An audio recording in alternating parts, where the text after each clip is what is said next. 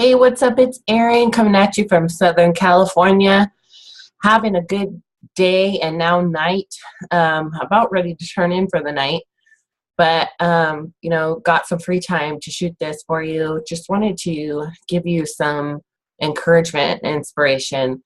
If you have a vision for your future, then you need to follow that. When you're sitting there and you have like some, when you're at peace and you're letting your mind go and you're letting things flow, what is going through your mind? What are you thinking about? Do you envision yourself doing something that's better than what you're doing now? And do you feel like you want to, if everything fell through and you got to you suddenly woke up at the end of your life and you looked back, would it be something that you really felt like you fulfilled your dreams and you did what you should have done, or like a bucket list, sort of, so to speak, like a bucket list, excuse me? The only way to really ensure that you're going to get to the end of your life and feel satisfied, and hopefully you live forever, and I hope I live forever, but that's probably not going to happen. But the beauty of that is that we have a choice to make. And I have realized lately how beautiful it is that you have choices. Some people go through life, and I did for a long time, and not realizing that you have this choice to, drive your life in a certain direction and make something that you can create from the very ground up, make something different, something that maybe you never thought possible, and you're just kind of going through the motions and just doing life and just, going to get whatever job that you could get. For me, here's a little story for you. My first job, I was 15 years old, and I thought to myself, let me just go and find a job. And I'm just going to go to the mall, and I'm just going to pick up an application wherever I go. And then I'm going to fill those applications out and bring them all in. This was back before the economy fell here. And, and then everybody went broke. This was before the days of you have to send a resume online and you need it in the right format.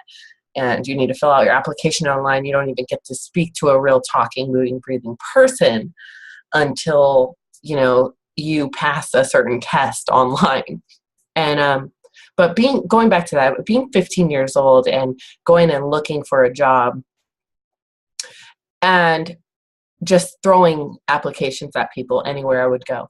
And I remember one specific time was when I had no guidance on what it was that I was going to do as far as like dressing. I know my mom told me to dress nice and so I just kind of threw things together. I looked probably pretty nice for a 15-year-old, but I went in there and brought my application, and my application, I remember, and now I think back and I can't believe it, but my application was wrinkled. It was like folded.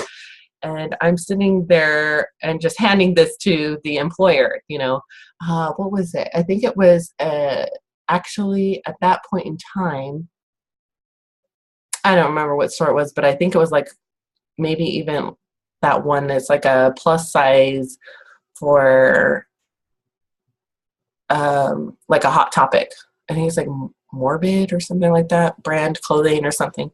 Anyway, went in there, brought this application wrinkled up. It's probably not meant to be anyway, right? But just handing the application, and they say to me, have you, do you know that, about applications? And they actually like told me, and that's how I learned. I realized that was, you're not supposed to bring an application in wrinkled or, folded, and that you're supposed to treat this application with respect and with dignity and like pride, and like put your efforts and your experience on there and hand this to that employer.